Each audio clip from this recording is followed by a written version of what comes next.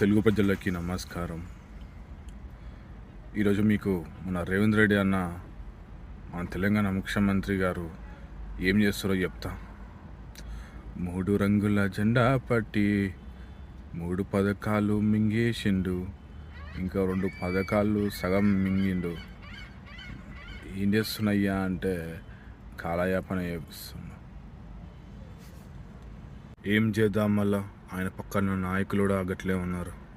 వాళ్ళ జేబులు నింపుకుంటున్నారు, కానీ ప్రజల సమస్యలు ఎట్లా పరిష్కరించాలి, రాష్ట్రాన్ని ఎట్లా అభివృద్ధి పరచాలని విషయం మర్చి ఆయనకే జుహాలు కొట్టుకుంటా, ఆనందపడుకుంటా, సభల్లో నిర్వహించుకుంటా ప్రజలని ఎంటర్టైన్మెంట్ చేస్తున్నాం అనుకుంటారు. పోనీ అది కూడా చక్కగా చేస్తలేరు వీళ్ళు. మీ ఆలోచన విధానం మారినప్పుడే వీళ్ళ ఆలోచన విధానం కూడా